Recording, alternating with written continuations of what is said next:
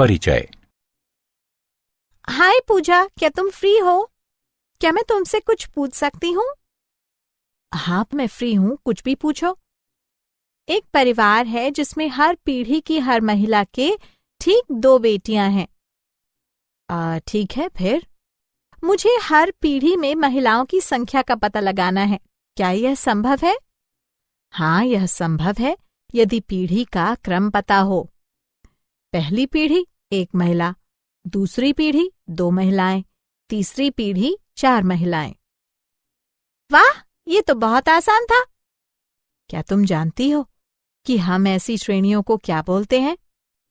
नहीं, इस तरह का अनुक्रम एक गुणोत्तर श्रेणी है। आओ, मैं तुम्हें इस बारे में और अधिक बताऊंगी।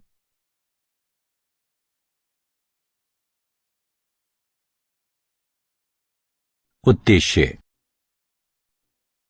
इस पाठ के अंत में आप निम्न करने में सक्षम हो जाएंगे।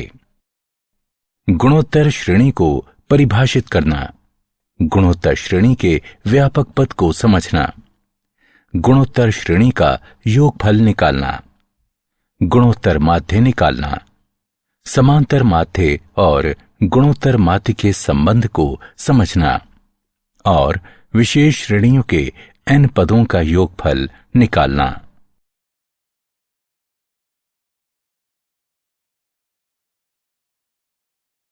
परिभाषा।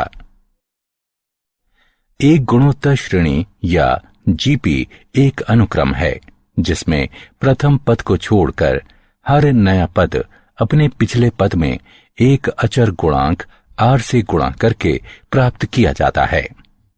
इस अचर गुणांक को सार्व अनुपात कहते हैं। आइए निम्न अनुक्रम पर विचार करते हैं जिसमें प्रथम पद a अशून्य है और सार्व अनुपात r है।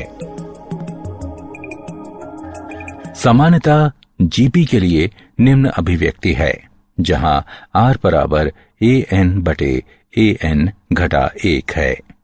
उदाहरण 1, 2, 4, 8 इत्यादि। r बराबर 2, 1, 1/2, 1/4, 1/8 इत्यादि। r बराबर 1/2, 1/4 घटा 1/2, 1 घटा 2, 4 इत्यादि। r बराबर घटा 2।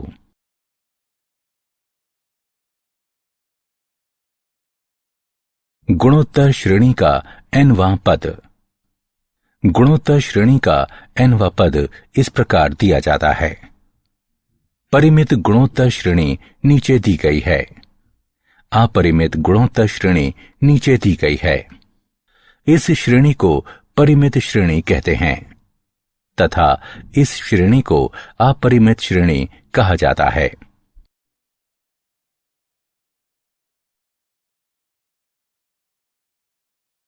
उदाहरण, गुणोत्तर श्रेणी का 7वां पद चौथे पद से 8 गुना है।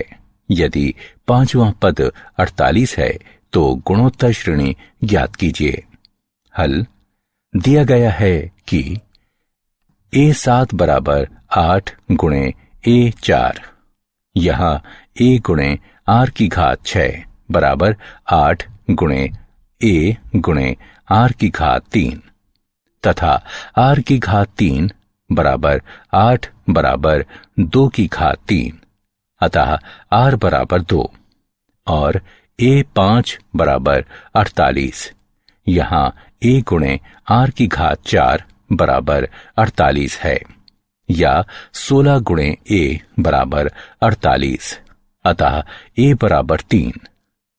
इस प्रकार वांछित गुणोत्तर श्रेणी है 3, 6, 12, 24 इत्यादि।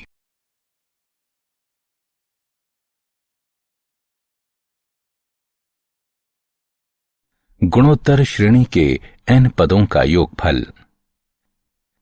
मान लीजिए कि हम गुणोत्तर श्रेणी के पहले n पदों का योगफल निकालना चाहते हैं तो हमें ये मिलता है तथा इसे एक गुणोत्तर श्रेणी कहा जाता है।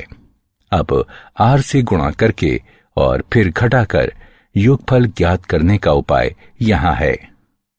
हमारी श्रेणी 5 पदों को जोड़ती है, ताकि अब जब 1 घटा r से भाग दें जब तक r 1 के बराबर ना हो जाए, तो हमें एक गुणोत्तर श्रेणी के पदों का योगफल एक गुणोत्तर श्रेणी देता है।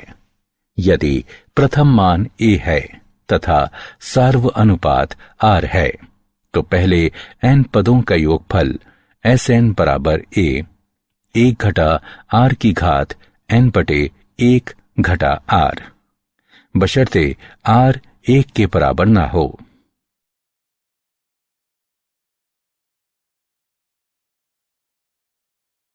उदाहरण, गुणोत्तर श्रेणी का योगफल ज्ञात कीजिए।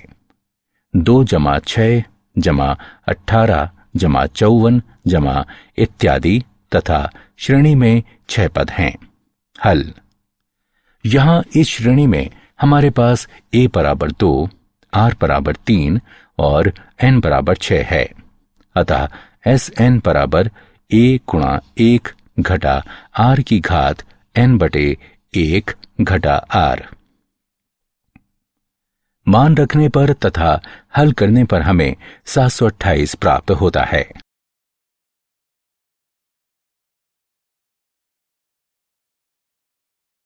गुणोत्तर श्रेणी का योगफल ज्ञात कीजिए।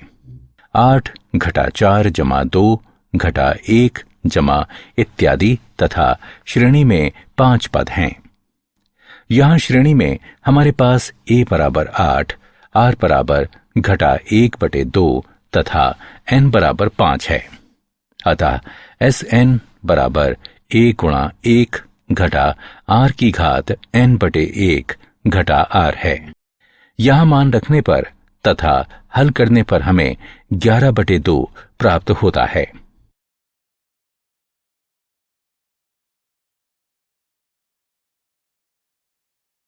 गुणोत्तर माध्य GM। यहां n संख्याओं के गुणन का nवां मूल है। इसका मतलब है कि आप संख्या के एक समूह को एक साथ गुणा करते हैं और फिर nवां मूल लेते हैं, जहां n गुणा किए गए मानों की संख्या है। माना कि 2 संख्या a और b का गुणोत्तर माध्य g है। अतः a, g, b गुणोत्तर श्रेणी में है। g बटे a बराबर b बटे g। यहां g वर्ग बराबर a गुणा b, इसलिए g बराबर a गुणा b का वर्गमूल।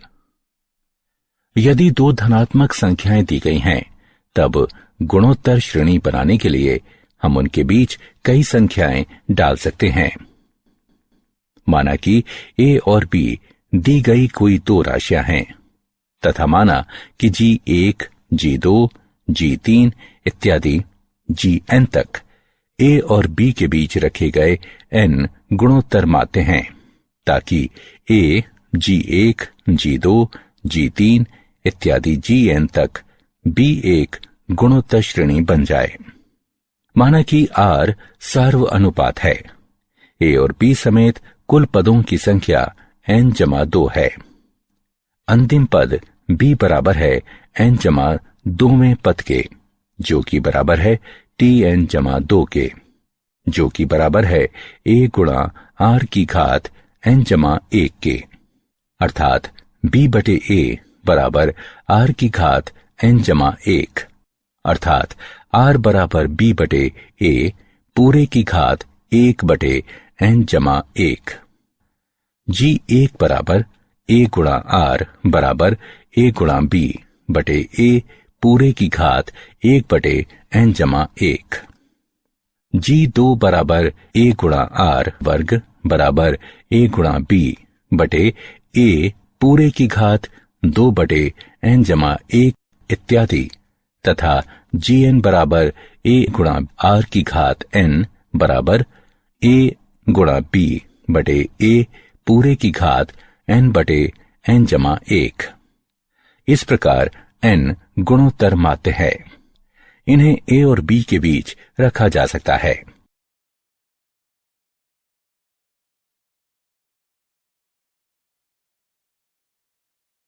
उदाहरण, 3 और 81 के बीच दो संख्याओं को रखें ताकि परिणामी अनुक्रम एक गुणोत्तर श्रेणी हो। हल।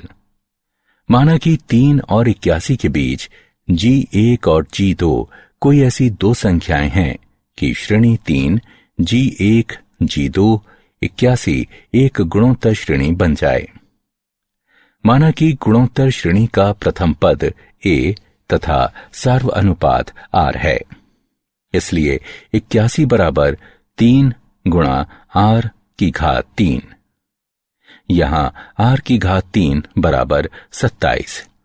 इस प्रकार R बराबर 3 केवल वास्तविक मूल लेने पर R बराबर 3 के लिए G1 बराबर A गुणा R बराबर 3 गुणा 3 बराबर 9। G2 बराबर A गुणा R वर्ग बराबर 3 गुणा 3 वर्ग बराबर 27।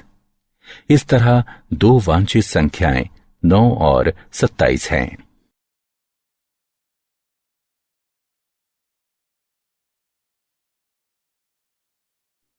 उदाहरण, दो संख्याओं का योगफल उनके गुणोत्तर माध्य का 6 गुना है।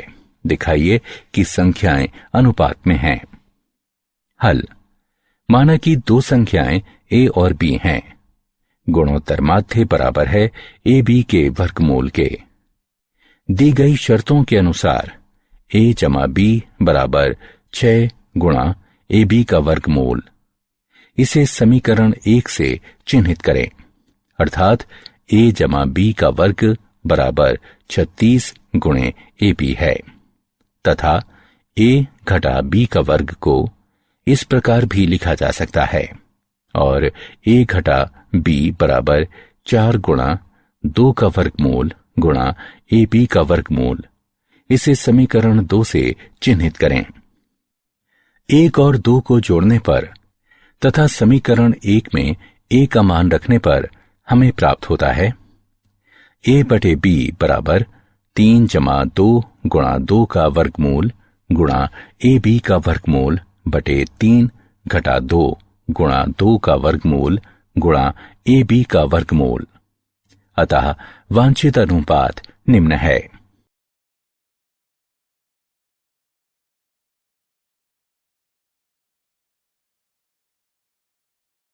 समांतर माध्य और गुणोत्तर माध्य के बीच संबंध।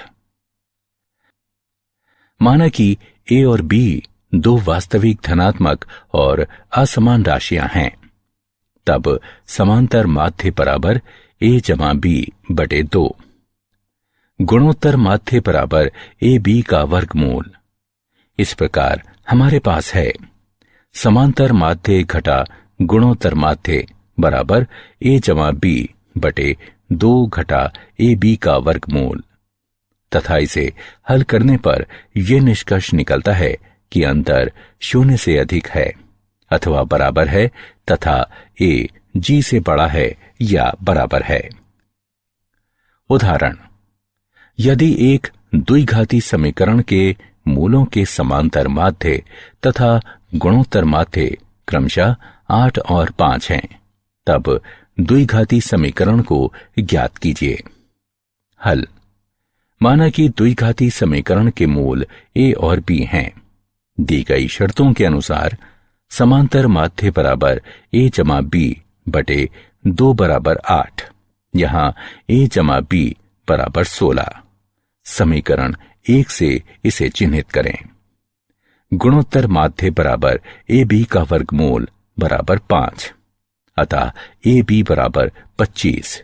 इसे समीकरण 2 से चिन्हित करें। द्विघातीय समीकरण निम्नानुसार दिया गया है। x वर्ग घटा x गुणा मूलों का योगफल जमा मूलों का गुणनफल बराबर 0। x वर्ग घटा x गुणा a जमा b जमा ab बराबर 0। समीकरण 1 तथा समीकरण 2 का उपयोग करते हुए x वर्ग घटा 16x जमा 25 बराबर 0। इस प्रकार वांछनीय द्विघाती समीकरण है x वर्ग घटा 16x जमा 25 बराबर 0।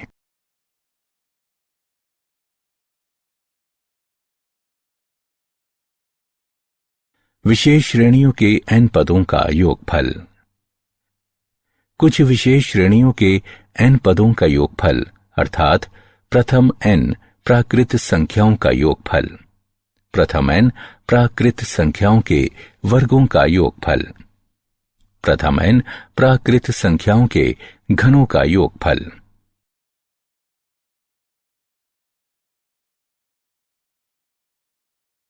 उदाहरण, श्रेणियों के n पदों का योगफल ज्ञात कीजिए। श्रेणियों का आठवां पद निम्न है। गणना करके हल करने पर हमें n पदों का योगफल n गुणा n जमा 1 बटे 12 गुणे 3 n वर्ग जमा 19n जमा 26 प्राप्त होगा।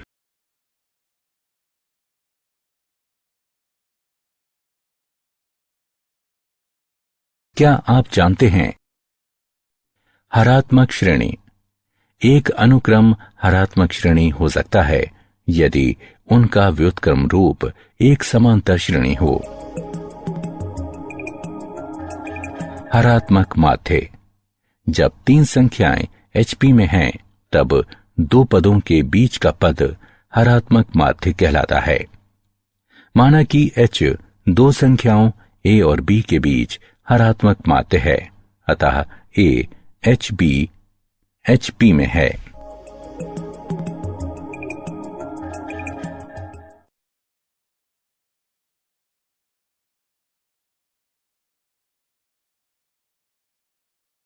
सारांश। आइए हमने जो कुछ सीखा है उसे संक्षेप में दोहराएं। किसी अनुक्रम को गुणोत्तर श्रेणी या GP कहते हैं यदि कोई पद अपने पिछले पद से एक अचर अनुपात में बढ़ता है। इस अचर गुणांक को सार्व अनुपात कहते हैं। साधारणतः हम गुणोत्तर श्रेणी के प्रथम पद को A तथा सार्व अनुपात को R से दर्शाते हैं। गुणोत्तर श्रेणी GP का व्यापक अथवा nवां पद इस प्रकार दिया जाता है। यदि R का मान 1 के बराबर ना हो तो गुणोत्तर श्रेणी के पहले n पदों का योगफल Sn बराबर A गुणा 1 घटा R की घात n बटे 1 घटा R द्वारा दिया जाता है। किसी दो धनात्मक संख्याओं A और B का गुणोत्तर माध्य GM AB के वर्गमूल द्वारा दिया जाता है। अनुक्रम A GP एक GP है।